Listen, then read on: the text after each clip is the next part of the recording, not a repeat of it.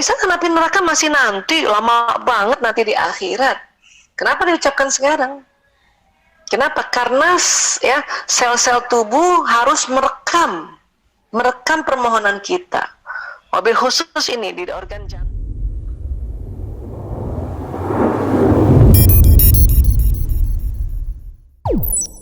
Ya, kita selama ini sudah sering berdoa, bahkan dari kecil kita berdoa, karena memang dimintanya seperti itu ya, dan seluruh umat manusia itu punya power di doa, apapun agamanya ya gitu.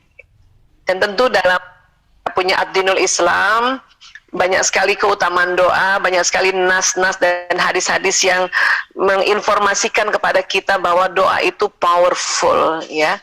Salah satu dalam Quran surat Ghafir ayat 60, Bismillahirrahmanirrahim, wa qala rabbukum ud'uni astajib lakum innalladzina yastakbiruna an ibadati sayadkhuluna jahannam dakhirin. Ya.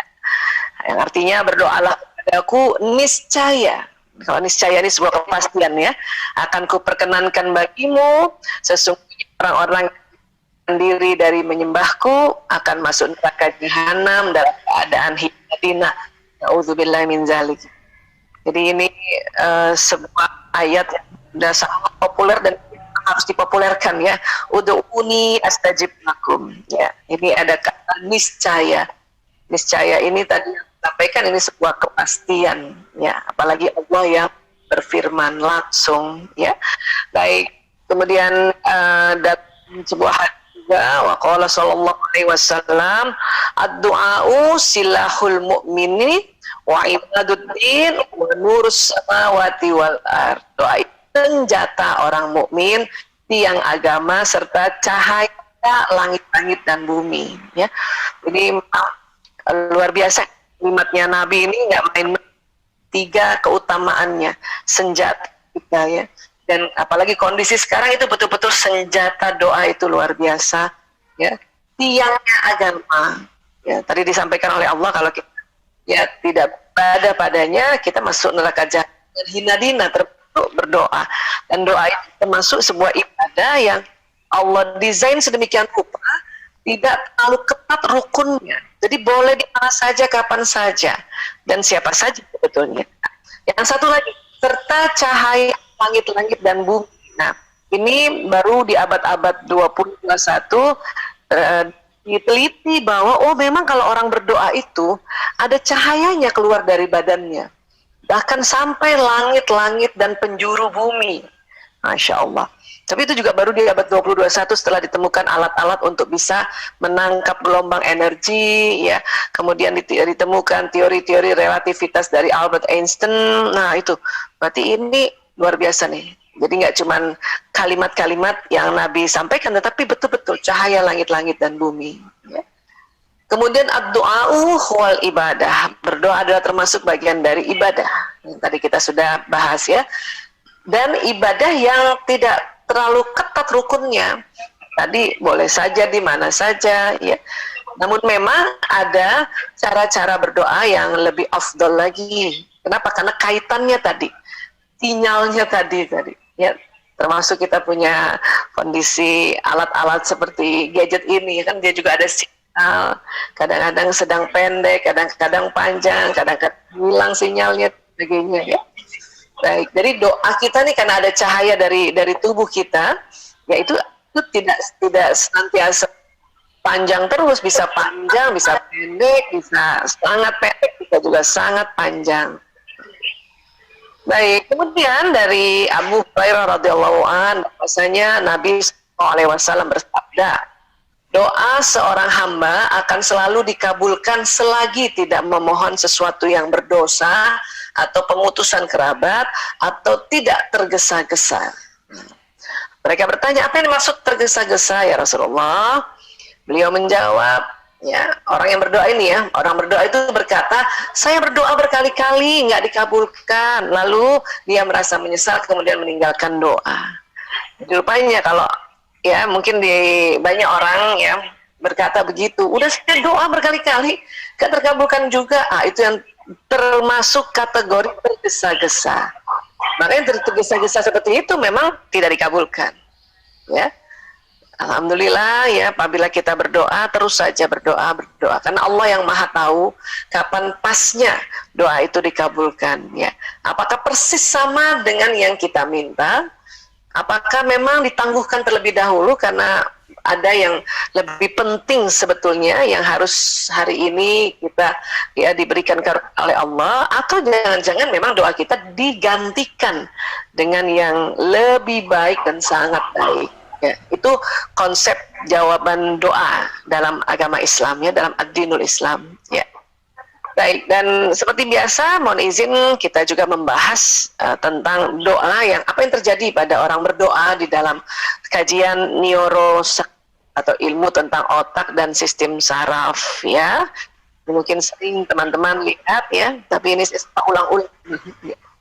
Baik, kemudian dari otak ke badan itu ada sebuah nervous system atau sistem saraf yang jalan di tulang belakang, nanti dari tulang belakang jalan ke seluruh tubuh. Rupanya sistem saraf atau nervous system ini ya jalan ke seluruh tubuh kita sampai ujung-ujung jari tangan, jari kaki, bahkan sampai ke dalam ya organ-organ tubuh kita. Nah, ini dia. Sistem saraf ini ternyata ya dia seperti kabel listrik ya. Jadi kayak kabel listrik ya, sehingga apa yang diucapkan jalan, apa yang dilihat jalan pesannya, apa yang didengar jalan pesannya, ya, dan apa yang ada di otak masing-masing jalan pesannya. Makanya kalau kita mau tahu isi otaknya orang, kita lihat perangainya, kita lihat perilakunya, kita lihat tabiatnya, baik itu pesan wataknya atau pesan yang dia sudah pelajari selama hidupnya, ilmu-ilmu apa yang dia pelajari, nasihat-nasihat apa yang masuk di dalam otaknya, ya, pelajaran-pelajaran apa yang dia dapati walaupun mungkin dari membaca buku sendiri, kemudian misalnya mengalami kejadian-kejadian dalam pengalaman hidup, itu kan masuk di sini nih, itu akan jalan di badan. Ya, kalau watak di sini kan di daerah parit, ya. Bakat juga di sini. Ini memori di depan. Ilmu di depan sekali di frontal cortex ini. Kalau kata para guru-guru kita, para ustadz kita itu ya, bahwa kalau mau tahu isi teko itu ya kita lihat nanti keluarnya apa gitu. Ya, sama kalau kita mau tahu isi otaknya orang, lihatlah perangainya, lihatlah tabiatnya, lihatlah ya dia punya akhlaknya, seperti itu ya. Nah, dengan konsep doa ini bisa ya merubah kita punya takdir, termasuk takdir tabiat, ya, takdir watak itu ya kita bentuk, ya, walaupun memang watak tetap ada di sini, tapi kita bisa bentuk dengan doa, ya. Artinya apa yang terjadi pada diri kita ini kita bisa counter dengan doa, ya. Karena kalau berdoa ya ternyata itu kalimat-kalimat doa jalan di badan kita, jalan ke otak, jalan di badan. Ya. Bismillahirrahmanirrahim itu jalan tuh, Bismillahirrahmanirrahim, Bismillahirrahmanirrahim. Untuk itulah makanya di dalam ad-dinul Islam apapun yang kita lakukan dimulai dengan basmalah, Bismillahirrahmanirrahim. Supaya apa? Supaya seluruh tubuh dari ujung rambut ini sampai ujung kaki dia melakukannya, mengerjakannya dengan penuh ya kasih sayang. Kenapa? Karena kita mengucapkan basmalah dengan nama Allah yang maha pengasih lagi maha penyayang. Itu jalan seluruh tubuh, Masya Allah. Ya. Dan kemudian kalau kita melafazkan juga zikir ya, seperti istighfar, astaghfirullahalazim, istirja, innalillahi wa inna ilaihi rajiun, ya jalan semuanya. Ya. Bahkan menurut penelitian di Universitas Airlangga, ya, Kiai Haji Insinyur Agus Mustafa, dia seorang ilmuwan dan juga seorang sufi modern, ya. Sel-sel tubuh kita ini senang sekali kalau mendapatkan kalimat yang ada lafaz Allah. Allah. Ya. Apalagi kalau kita ya Allah, ya Allah, ya Allah, ya. La ilaha illallah. Wah, itu tubuh ini kayaknya bahagia banget, senang banget, ya. Nah, kemudian ini tadi, jadi seluruh tubuh kita ini karena menerima pesan atau menerima kalimat yang ada lafaz Allahnya, itu mereka saling berkomunikasi, karena antar sel ini saling berkomunikasi. Sel tubuh manusia ini triliunan, ya, bahkan lebih banyak dari penduduk di muka bumi ini. Dia saling berkomunikasi, dia bisa berkomunikasi dari ujung rambut sampai ujung kaki, ya. Dan tentu pada saat kita berdoa, ya jalankan doanya ini, ya. Kalau kita berdoa, Rabbana atina fid dunya hasanah wa fil akhirati hasanah wa qina azabannar, itu jalan. Ya, ya Tuhan kami mohon kebajikan di dunia ini, kami mohon kebaikan di akhirat, dan jauhkan kami, waqina azabannar, jauhkan kami dari api neraka. Itu jalan ibadah. Isa kan api neraka masih nanti, lama banget nanti di akhirat. Kenapa diucapkan sekarang? Kenapa? Karena ya sel-sel tubuh harus merekam permohonan kita. Mobil khusus ini di organ jantung yang kita sebut kolbu ini, dia harus menekam. Ya, terus nanti ada lagi tulang tungging, itu juga adalah kalau ibarat pesawat black box-nya. Dia harus merekam mulai dari saat ini. Ya, kalau misalnya kita mau berpikir di akhirat kan masih lama, kita harus direkam, harus ada rekamannya. Sehingga pada saatnya nanti, ya barangkali kita karena kita ditimbang oleh Allah, ternyata lebih banyak hilafnya, lebih banyak kejahatan kita barangkali tanpa kita sadar atau kita sadar, tapi karena kita minta dijauhkan dari api neraka, ini sel-sel di tubuh kita nih nggak mau. Wah, Isa, bukannya tubuh kita nanti ini sudah hancur lebur karena sudah terurai di tanah? Iya, tapi dalam kitab Alam Barzah disampaikan, diberitakan pada kita bahwa nanti tubuh kita ini terkloning kembali. Mulainya dari mana? Tulang tungging. Ya, pada saat nanti kiamat, kemudian nanti sangkakala kedua ditiupkan, ya. Kemudian apa yang terjadi? Tulang tungging semua manusia ya naik ke permukaan tanah. Kemudian Allah mengirimkan hujan bagaikan sperma laki-laki, dan kemudian tulang tungging itu mengkloning diri kita persis seperti yang sekarang ini, ya. Dengan rekaman-rekaman yang ada di kolbnya, rekaman-rekaman yang ada di sel tubuhnya, rekaman-rekaman yang ada di tulang tunggingnya.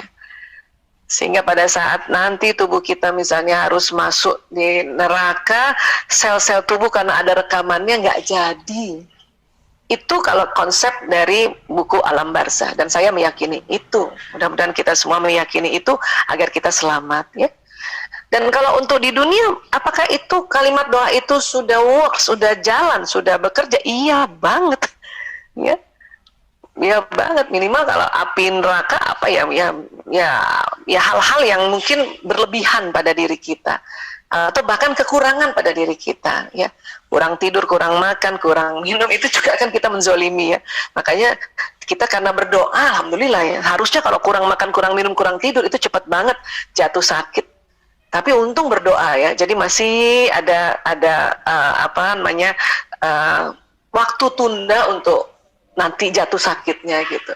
Cuman kalau berterusan juga maka sel-sel ini kekurangan energi, sehingga akhirnya sudah lemah kita, daya tahan tubuh menurun, pas ada lewat ya jasad renik ini, ya virus, bakteri, kuman, jamur. Nah, itu kenapa? Karena itulah istilahnya daya tahan tubuh menurun. Ya, karena memang sel-sel ini selama kita masih hidup di dunia, dia butuh asupan, ya, asupan kalori, asupan air, ya, dan juga istirahat sebetulnya. Ya, jadi artinya kalau kita sampai sakit berarti ada yang kurang tuh, ya. Apa yang kurang? Makan kah, minum kah, istirahat kah, atau gerakan? Ya, barangkali terlalu lama kurangnya, kemudian pas banget ada virus yang lewat di dekat kita, jaraknya sangat dekat, maka masuk lewat mukosa, terutama virus corona, mukosa mata, mukosa mulut, mukosa hidung, nah, dia masuk. Pertama dia mengendap dulu di daerah-daerah faring, nasofaring di sini atau faring di leher. Ya, itulah makanya mengapa pada saat kita tes di swabnya di daerah situ gitu. Kalau nanti dia semakin turun ke bawah, nah ini sudah dia mengganggu paru-paru, turun lagi, nah dia akan mengganggu organ yang lain, seperti itu. Itulah makanya mengapa diminta betul-betul daerah wajah ini tertutupi. Dan sudah teriset juga memang ya, menggunakan masker yang tepat itu betul-betul ya bisa mengurangi resiko. Saya katakan mengurangi resiko. Karena tadi saya dengar teman-teman juga mengatakan kayaknya nggak ada yang menjamin, ya memang tidak ada yang menjamin, hanya Allah yang menjamin. Ya, apapun itu, sewaktu kita pun sakit, ya lafazkanlah juga kalimat-kalimat Allah. Kenapa? Karena itu mempercepat juga pemulihan dibanding orang-orang yang tidak melafazkan kalimat-kalimat zikir ini atau tidak berdoa gitu. Ya, nah ini. Jadi seperti ini sebetulnya mekanismenya, ya. Dan kecepatannya tuh luar biasa. Neuron sensorik, kalau ini indera-indera menangkap pesan ini itu 240 km per jam. Kalau dari otak kirim ke badan itu 320 km per jam. Cepet banget, set, gitu.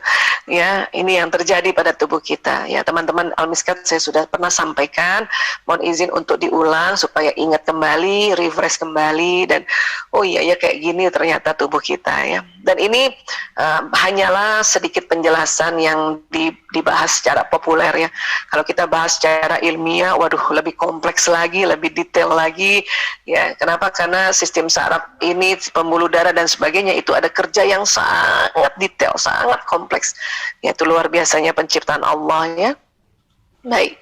Kemudian ya, ada satu hal lagi yang luar biasa, yaitu di daerah sudur kita ini, di daerah dada ya, ini yang disebut qalb ini, jantung ini ya, itu mendapat pesan dari kalimat-kalimat dan persarafan itu ya, akan ada di daerah sini. Ini ada namanya kelenjar pituitari, mengeluarkan hormon bahagia pada saat kita melafazkan ya Allah dan kalimat yang ada Allahnya.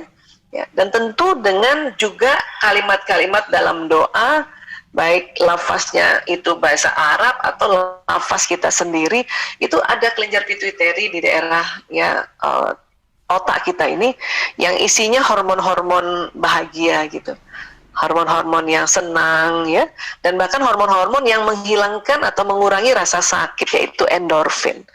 Hormon senang itu apa ya? Dopamin, oksitosin, serotonin, ini ada di sini.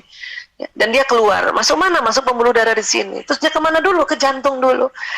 Nah, terus kemudian jantung nanti membawa pesan ke seluruh tubuh. Makanya ya itu kan, dan karena sangat cepat ya, sangat cepat itu perintahnya 320 km per jam, maka itu terasa benar di dalam qalb kita ini ada sebuah deg-degan atau palpitasi jantungnya yang tadinya mungkin ketakutan, terus kita kaget barangkali ya mendengarkan berita yang ya bikin kita sedih, lalu kita ya Allah ya Allah ya Allah, ya pelan-pelan mulai tenang dada kita nih, palpitasi yang tadi duk duk duk duk, jadinya lebih tenang ya, terus ingat lagi bahwa Allah Maha segalanya. Nah, ini dia jalan ya. Baru kita langsung mikir lagi, oh iya ya harus gini ya, tidak usah berlara diri, tidak usah berself pity ya, ayo ikuti aja arahan ya saudara-saudara atau teman-teman yang kondisinya sedang sehat, sedang waras pikirannya. Karena COVID itu ya salah satu sekarang tandanya bikin pikun atau bikin linglung seseorang itu, sehingga dia tidak bisa mengambil keputusan. Dia butuh orang-orang sekitarnya yang membantunya ya, yang ngasih arahan ini. Karena memang pada saat kita ya terkena COVID ini ya, kita kaitkan dengan penyakit saat ini COVID, karena ini yang sangat infeksius ya.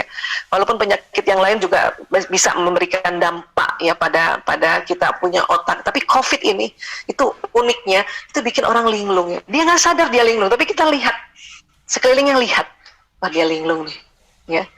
Akhirnya kita pecap aja sekeliling kita, udah tenang aja, dia sakit ya, dia sakit ya.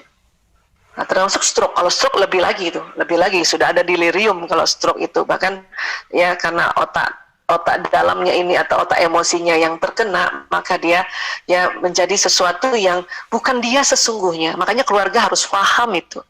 Kalau enggak nanti memberatkan keluarga juga. Ya, kita menganggap kenapa sih dia begini, kok dia begini gitu. Itu memberatkan keluarga. Nanti keluarga tambah sakit semua nanti. Ya, dan dia juga sebetulnya nggak nyangka saya kenapa begini. Ya, oke. Nah, kemudian ada lagi yang kita nanti ya berpengaruh adalah qalb kita, dan salah satu kerja qalb itu adalah perasaan. Ya, antara pikiran, perasaan, emosi yang ada di tengah sini itu dia menyatu dan saling berhubungan dalam sebuah sambungan saraf poros tertentu. Sehingga dia cepat banget jalannya dan itu langsung terasa ya, terasa di dalam tubuh kita ya. Baik, jadi sekali lagi pesan yang diucapkan, dilihat, didengar, dipikirkan, dia jalan ke sistem saraf dan masuk ke qalb ya. Apa yang terjadi di qalb nanti ya, dia akan juga terjadi rekaman-rekaman memori ya. Baik, jadi qalb ini salah satunya itu ya, dia bertugas merasa ya.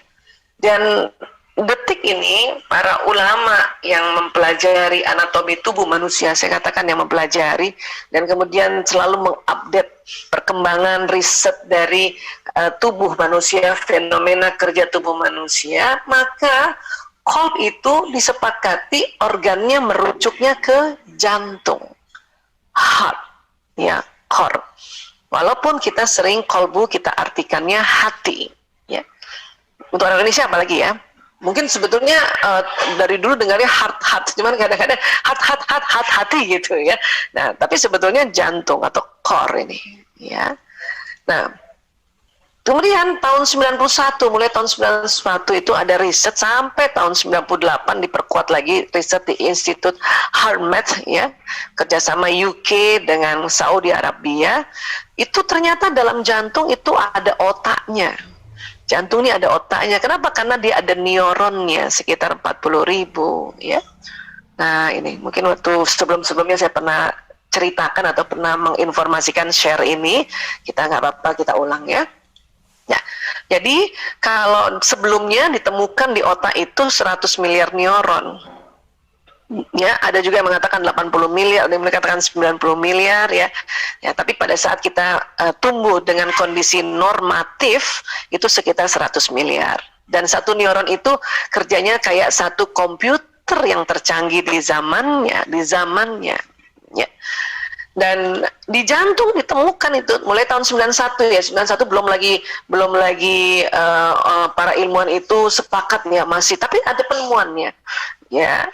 Nah, kemudian terus akhirnya sepakat bahwa oh iya ya, ada 40.000 neuron di otot jantung, sekali lagi di otot jantung ya.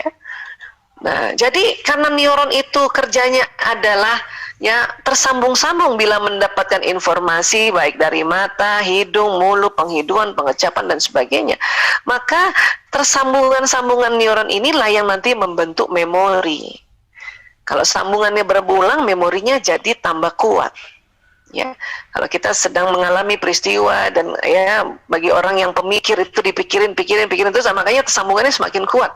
Makanya kuat, ingatnya kuat terus, ingatannya jadi kuat terus. Ya.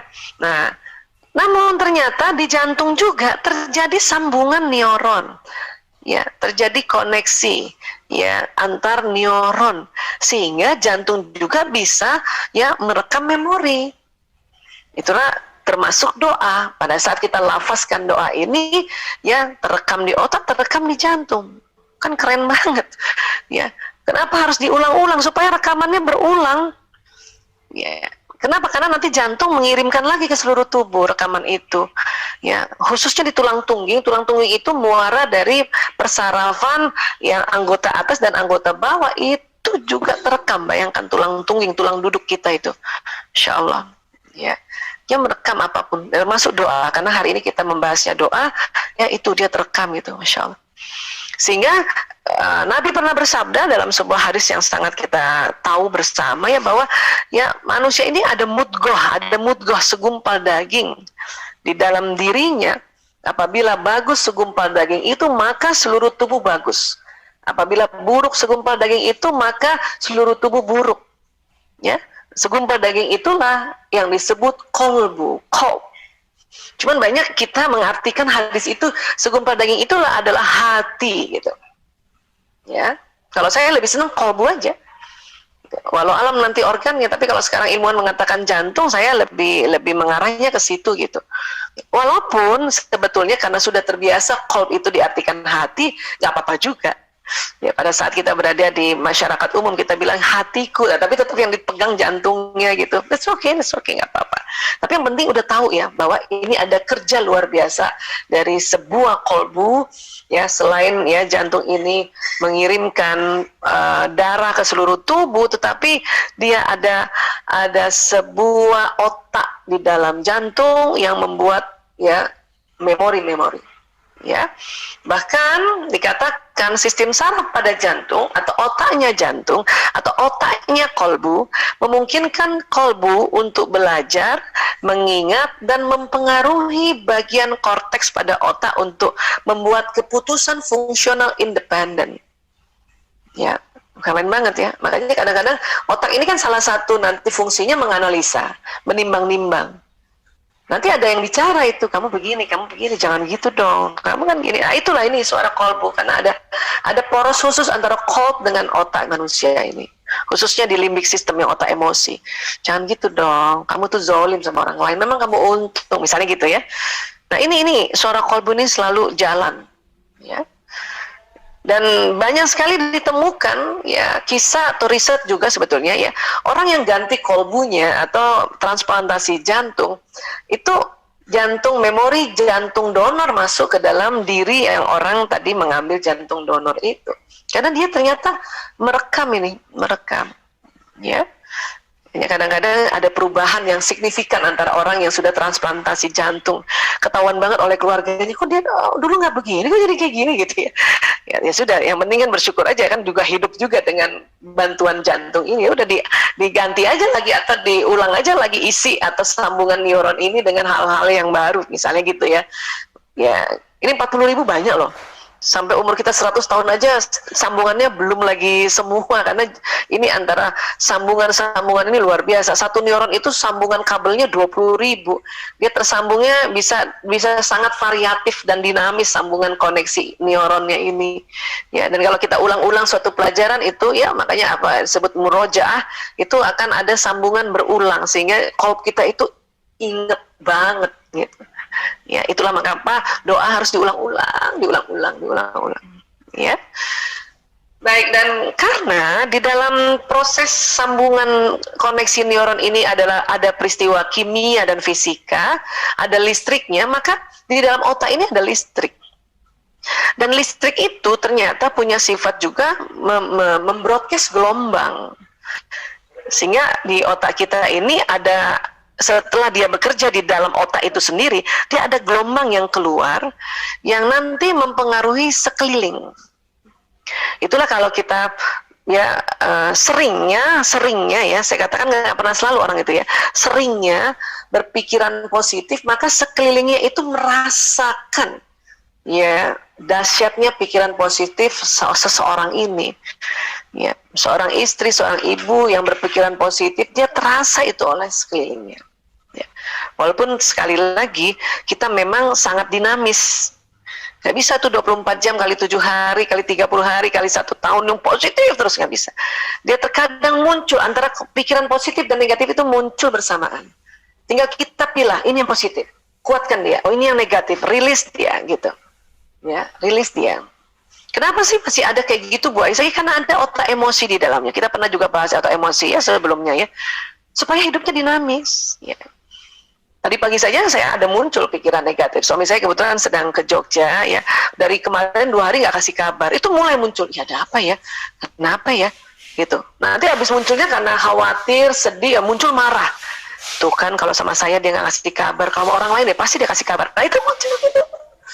Itulah dinamisasinya. Nah di situ dilihat ya, orang ini mau nggak merilis emosi itu gitu. Saya mau nggak merilis. Nah cara merilisnya, ya Allah ya saya kesel sama suami saya, itu pakai 3M juga tuh, mengaku ya Allah saya kesel banget kenapa dia nggak kasih kabar sama saya.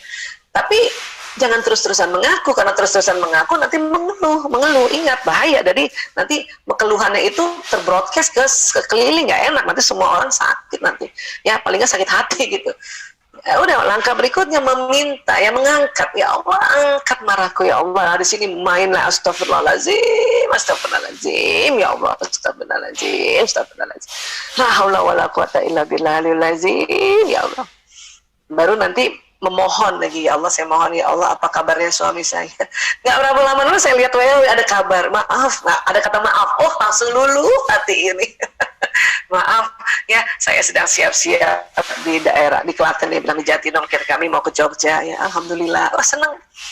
Kalau kita nggak rilis itu ya, itu kita akan melakukan hal-hal yang buruk. Mungkin kita telepon suami melabrak dia, kamu kenapa nggak telepon saya?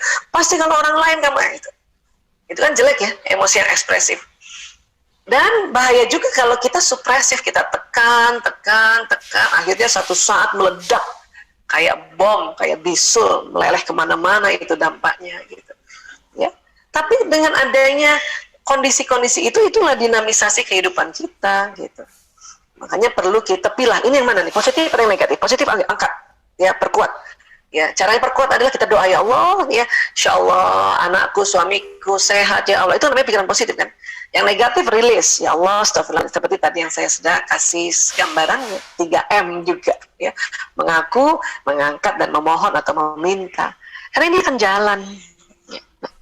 Tapi yang luar biasanya, jantung mempunyai medan elektromagnetik 5.000 kali lebih besar daripada otak. Artinya otak saja sudah powerful mempengaruhi lingkungan, apalagi jantung. Risetnya di sini, kalau teman-teman sedang membaca, ini boleh di searching, Institute of Harvard. Ya. Itu, mantep banget, Allahu Akbar. Ya. Jadi kalau dulu kita pernah, manusia ini kan badan seluler ya, ternyata ini berlapis-lapis. Nanti kalau kita pilah-pilah, kita belah, nanti kalau kita di anatomi ya biasanya belah, ya. Nah, setelah mendapatkan organ juga kalau dibelah, nanti tinggal segumpal sedikit, nanti dilihat pakai mikroskop, itu ternyata nanti makin mengecil, makin halus, dan jadi molekul terdiri dari atom terdiri dari partikel subatom. Nah, pas partikel subatom ini hilang tahu-tahu benda itu. Yang bisa kita lihat walaupun lewat mikroskop hilang. Kenapa? Dia jadi vibrasi kuanta, jadi gelombang ya. Maka terus dia membentuk medan gelombang, bentuknya bulat gitu ya. Orang sering bilang medan ini namanya aura, medannya ya, tapi sinyalnya tetap namanya gelombang, vibrasi kuanta ya. Itulah makanya kita bisa kayak gini, di tubuh kita tuh begini, di dalam tubuh kita ada ini gitu. Sejak kapan mulai ada teori ini? Wah, sudah lama sebetulnya. Ya, pertama sekali Einstein. Ya, dengan ada teori relativitas itu menyatakan bahwa massa benda tak lain sebagai bentuk energi. Jadi benda-benda ini memang relativitas, dia energi semua. Bahkan mungkin benda padat meja di depan kita itu sebenarnya cuma energi, ini bisa hilang loh ini, gitu. Ya. Nah, kemudian rupanya Einstein mengatakan zaman dulu tuh fisika klasik atau fisika Newton mengatakan energi itu ya sebesar si benda itu gitu. Misalnya saya nih berat badan 70 kilo, energi saya sebesar 70 kilo saja, itu kata fisika klasik. Ya. Jadi energi tidak hanya menempati berbagai bentuk yang dikenal dalam fisika klasik ya, tapi ya ada, menurut Einstein ada yang energi terkurung dalam massa pada suatu objek. Jadi rupanya energi saya nggak cuma 70 kilo, dia ada yang terkurung dia di situ. Makanya dia munculkan ini persamaan ini. Menurut Einstein jumlah energi yang terkurung dalam sebuah partikel sebesar massa partikel dikalikan ya kuadrat kecepatan cahaya. Kecepatan cahaya loh. Makanya Einstein mengukur bahwa energi seseorang atau energi benda itu dia bentuknya memang kecepatan cahaya. Kenceng banget. Ya. Dan kalau kita di Quran, landasannya Quran surat Yunus 61. Bismillahirrahmanirrahim, kamu tidak berada dalam suatu keadaan dan tidak membaca suatu ayat dari Al-Quran, dan kamu tidak mengerjakan suatu pekerjaan, melainkan kami menjadi saksi atasmu di waktu kamu melakukannya. Ya. Tidak luput dari pengetahuan Tuhanmu biarpun sebesar zarrah. Zarrah ini sekarang diartikan partikel subatom. Karena udah nggak cocok lagi di Jizawi, karena ada yang paling sedikit lagi ya zarah di bumi ataupun di langit, tidak ada yang lebih kecil dan tidak pula yang lebih besar dari itu, melainkan semua tercatat dalam kitab yang nyata, Lauh Mahfuz. Ya. Ini kan sambungan ayatnya luar biasa. Ini kalau dikaji oleh ahli tafsir ini bisa berlembar-lembar. Ya.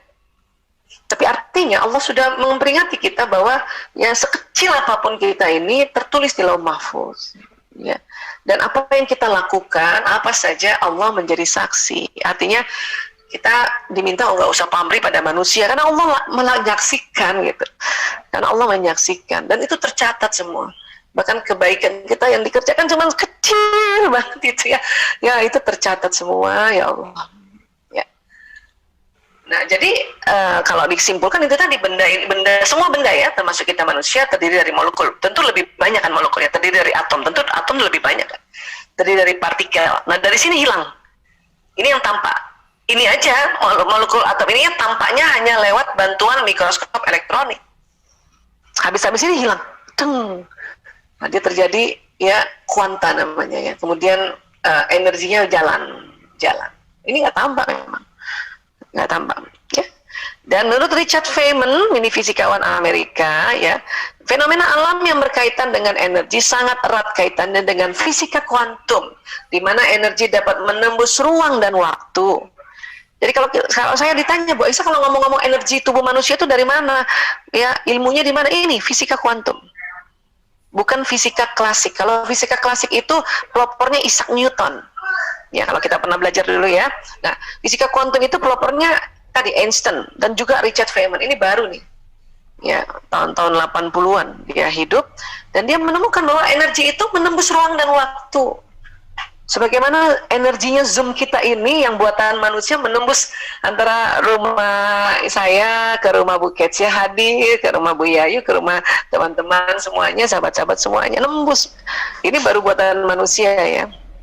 Ya apalagi ya kita kan manusia nih, gadget alam semesta yang Allah ciptakan, tembus ruang dan waktu. Ya. Nah,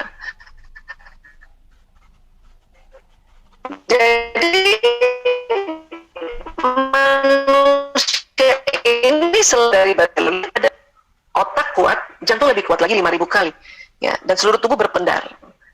Dr. Rollin McCarthy, ini juga dari Institute of Harvard. Vibrasi gelombang elektromagnetik jantung dapat mengirimkan pesan kepada aktivitas otak dan jantung orang lain. Jadi jantung kita ini bisa memberikan vibrasi. Ya, depan, belakang, kanan, kiri, ya Allah. Ya. Jadi ada komunikasi yang disebut heart to heart communication. Heart to heart communication. Ya. Kolbu to kolbu communication, bahasa kolbu.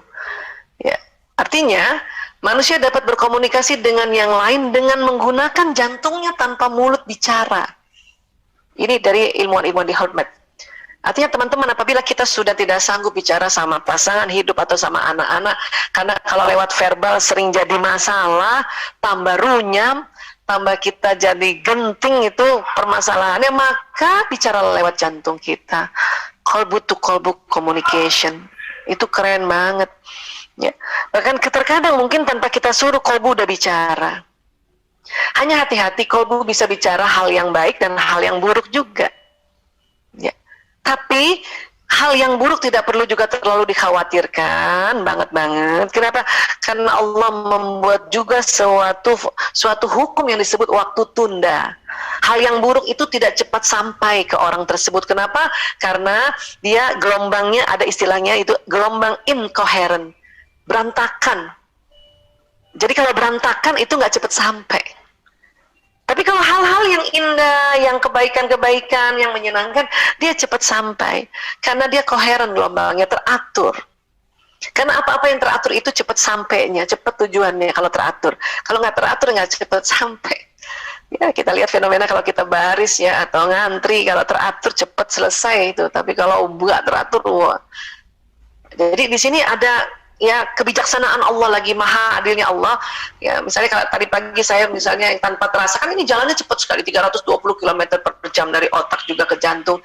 Ya saya mungkin berburuk sangka, ada apa ya suami saya, jangan-jangan dia sakit, atau kemudian naik lagi kita marah ya.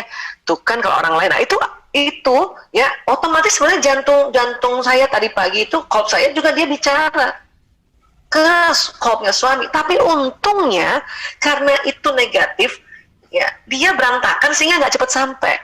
Dan langsung ingat, astagfirullahaladzim ya Allah, angkat marahku ya Allah, angkat keselku ya Allah, astagfirullahaladzim ya Allah, langsung ingat.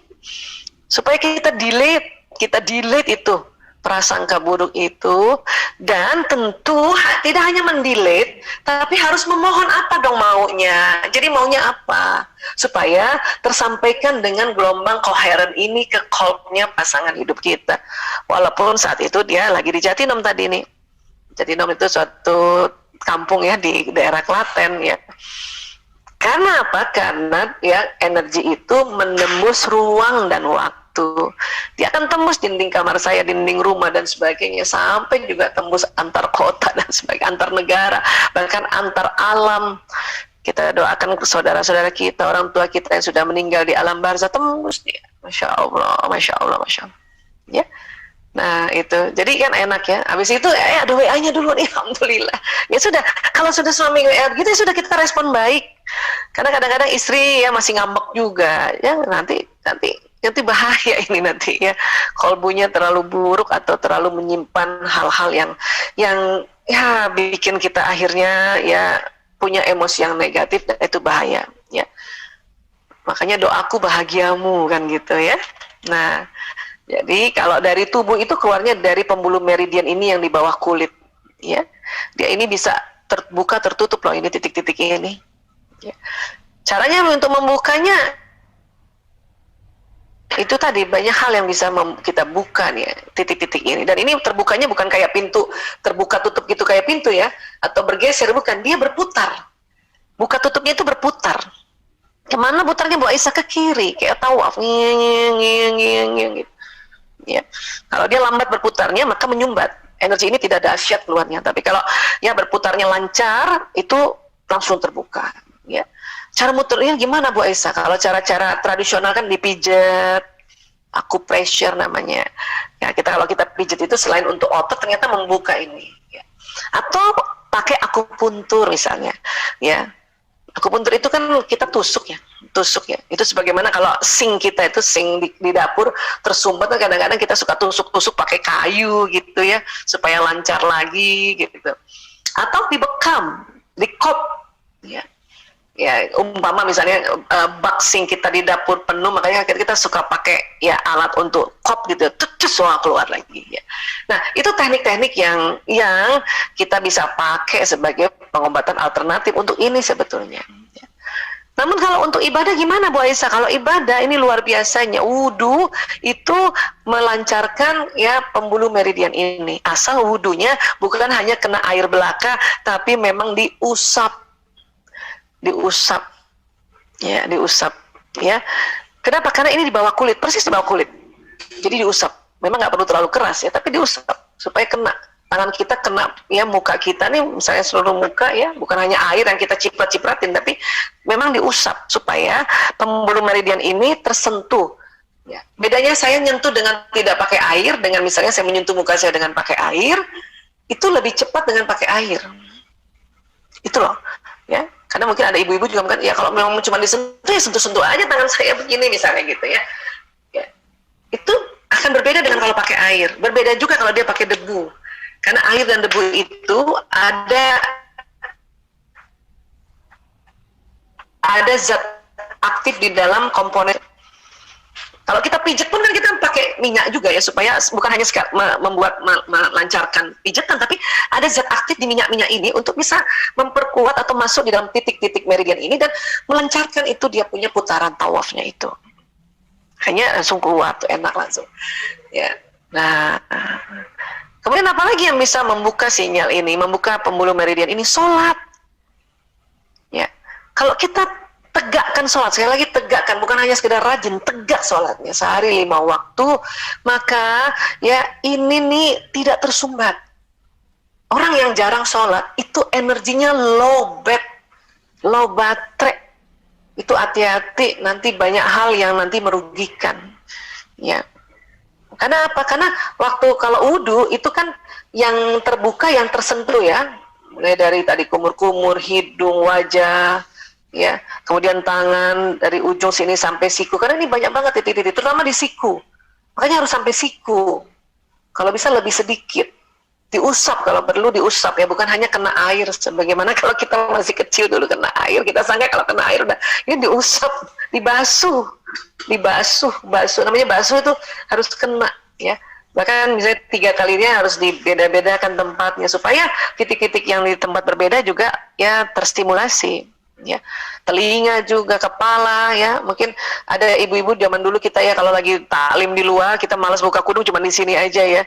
Alhamdulillah itu juga kena, tapi kalau seluruhnya kita usap nih ke belakang, Masya Allah itu kena semuanya. Kaki juga sampai mata kaki, karena pas di mata kaki itu titik-titik pembuluh meridian itu banyak sekali. Makanya rugi kalau tidak kena mata kaki tadi, tidak kena tumit, karena di situ penuh. Makanya agak-agak lebih sedikit lah, karena kita ya biar beruntung.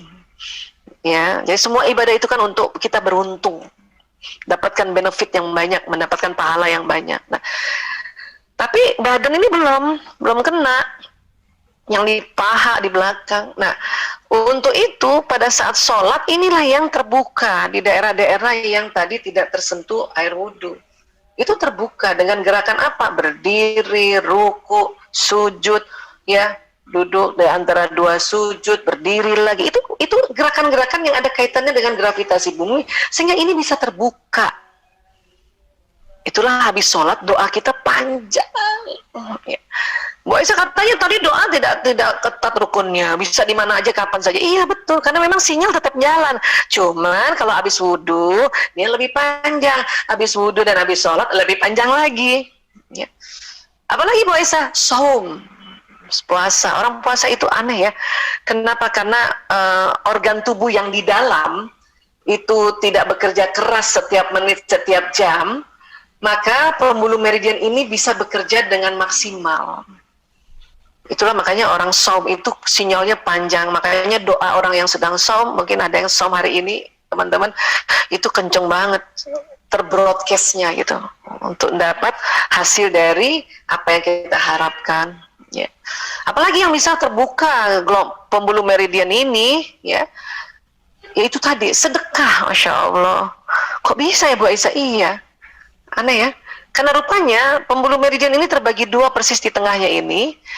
Kiri ini receiver, kanan transmitter, ya, kanan memberi, kiri menerima gitu. Jadi pada saat kita memberi sesuatu pada orang apapun, share apapun, ya, baik share nasihat, memberi senyuman, memberi makanan, memberi ilmu, bahkan memberi uang materi, benda-benda ini transmitternya ini jadi kuat. Dan antara receiver dengan transmitter dia harus balancing, harus seimbang. Nah, karena transmitternya kuat, maka receiver ini kuat menerima pemberian dari Allah lewat alam semesta ini. Itulah makanya mengapa kalau orang suka memberi, dia juga cepat dapat banyak dari Allah lewat makhluk-makhluknya begitu. Karena antara transmitter dan receiver dia harus seimbang. Kan tangan memberi, yang kanan beri. Ya. Kiri nggak tahu, tapi kiri menerima terus juga gitu. Ya, inilah ya kalau kita bicara dari sudut ini ya. Ini baru dari sudut ini, belum lagi dari sudut syar'inya, dari sudut filosofi lainnya, ya filsafat dan sebagainya. Pada saat orang memberikan sedekah, baik yang sedekah wajib yaitu zakat maupun sedekah yang sukarela yaitu infak, wakaf, ya. Nah, itu keren banget, Masya Allah. Ya. Jadi ini di bawah kulit ini kita perbesar aja ya. Itu ada kayak gini nih, bulat-bulat kayak gini, dan dia berputar. Ini yang saya lihat, yang ini adalah yang utama ya.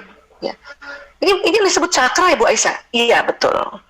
Ini sebetulnya kayak pori-pori, tapi dia berbeda kerja pori-pori yang di kulit. Kalau pori-pori kulit ini mengeluarkan garam, keringat, minyak ya. Kalau ini gelombang. Ya, kok namanya cakra Bu Aisyah? Karena yang pertama kali menemukan dokter dari India, namanya dokter Caraka. Ya, kita kan kalau menamakan sesuatu itu kan berdasarkan siapa yang menemukan sebagai penghormatan. Dia menemukan, nggak mudah itu menemukan. Tapi ini ciptaan Allah.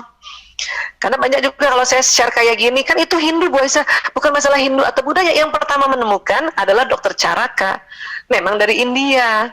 Makanya kita abadikan namanya cakra. Ya. Nah, rupanya itu tadi yang saya katakan, receiver ini yang bagian kiri ini, ya, dia menerima banyak. Ya, termasuk menerima ya apapun gitu, pesan-pesan ilahiyah dari Allah. Ya, termasuk juga ya rezeki, yang kesehatan, keuangan dan sebagainya. Tapi juga buat orang yang peka gelombangnya ini ya, itu menerima pesan alam semesta, pesan ilahi ya. Teman-teman rasa nggak ya selama kita pandemi itu sedih aja deh. Karena kita nggak ada yang sedih, kok sedih aja ya. Makanya kita bilang nggak enak perasaan gue ya hari ini ya. Aduh nggak enak ya perasaanku ya, kenapa ya? Karena kita menerima juga pesan ilahi, kita terima juga pesan kesedihan di alam semesta ini. Siapa yang nggak sedih dalam kondisi pandemi seperti ini? Ada keluarga nggak cuma satu yang kena, ada 2, 3. Meninggal kadang-kadang saat hari ini meninggal ayahnya, 2 pekan lagi meninggal ibunya. Aduh ya Allah, itu kita dapati itu. Jadi kalau teman-teman merasa kenapa ya kok akhir-akhir ini kita nggak enak merasa, itu karena cakra kita bekerja dan dia menerima itu. Jadi ada dia berbagi tugas, yang bagian depan ini feeling center, bagian belakang willing center, di center. Nah, ini masuk dalam tubuh kita, ya. Makanya terus tamengnya gimana Bu Aisyah? Tamengnya kembali kita istighfar, doakan ya Allah, saya doakan sahabat-sahabatku yang kena ya Allah, yang saya kenal maupun yang saya tidak kenal ya Allah, keluarga-keluarga ya Allah, jauhkan dari mara bahaya mereka ya Allah. Itulah tadi peran doa itu. Karena kita memang Allah minta kita berdoa untuk yang mulai dari diri kita, keluarga, terus anak saudara, terus ya sampai nanti mukminin mukminat, muslimin muslimat, ya yang hidup dan yang mati. Itu doain, dan itu keluarnya dari sini nanti. Ya. Dan ketahuilah buat orang-orang yang sudah meninggal, dia mendapatkan doa kita, dia bahagia banget mereka itu ya Allah. Jadi lapisan bioplasmik ini rupanya kalau secara anatomi ada namanya eterik, ada namanya astral, ada namanya kausal yang ini nih. Dan satu lagi yang tidak bisa diukur oleh ilmuwan, makanya disebut no heart, ini yang spiritual ini. Nah ini keluar yang memanjang apabila kita sedang berdoa, berniat dan berprasangka. Ini dia nih, gitu. Ya. Kalau ini nyala terus memang kita sampai kapanpun nyala terus sebelum kita meninggal nih. Tapi kadang pada saat orang sedang kondisi kurang makan, kurang minum, kurang tidur, kurang gerak, ini mepet. Kalau kita dalam kondisi stabil ya, atau orang bilang sehat ya, termasuk tadi ya, sehat itu kan singkatan senang hati gitu ya, senang kolbunya ini panjang, bisa 8 meteran, depan, belakang, kanan, kiri. Tapi kalau kita sedang kurang semuanya itu, ini bisa kecil, sempit, bisa cuma 1/4 meter. Makanya virus yang loncatannya 1 meter pasti kena itu. Gitu. Ya. Jangan kan virus di luar, yang di rumah, bakteri, jamur, kuman yang di rumah itu bisa kena, karena cuma ini nih. Karena yang astral kan di sini nih, yang ini nih, eterik yang ini. Nah, kausal ini nih yang tamengnya lebih tebal, yang melindungi ya dari hempasan dari makhluk-makhluk halus ini gitu. Itulah makanya mengapa kita diminta untuk jaga kesehatan, jaga kebersihan, istirahat di rumah, nggak usah ngoyo, tenang-tenang aja. Ya, nah itu supaya mempertebal ini dan memperpanjang ini sebetulnya. Nah pada saat kita doa, niat prasangka ini pakai ini nih, sinyal ini yang jalan. Tapi nggak bisa diukur. Kalau ini masih bisa diukur yang ini. Ya. Jadi gelombang spiritual berdoa, berniat dan berprasangka. Jadi hati-hati berprasangka karena itu sampai juga nantinya, ya. Baik yang buruk maupun yang baik, yang husnu maupun yang su'u ya. Tentu yang husnu akan cepat sampai. Kalau yang su'u Allah tunggu nih. Orang ini masih berulang-ulang nggak berburuk sangka pada orang tersebut. Kalau berulang-ulang itu bisa lepas itu. Ke orang itu, iya. Jadi nggak apa-apa dong ke orang itu juga, iya. Tapi hati-hati, sinyal ini, gelombang ini suka berbalik dia, karena dia magnet, dia berbalik, dia narik apa? Narik yang prasangka buruk tadi. Kalau nggak cepat-cepat di-delete lagi, tarik dia, kena lah kita. Tapi kalau kita berprasangka baik, kena orang itu dan juga dia berbalik sama kita, jadi baik juga kita kan gitu. Itu asiknya sebetulnya. Ya, itu asiknya. Kenapa? Karena dia nggak cuma untuk orang lain, tapi termasuk kita mendoakan orang, doa itu balik ke kita.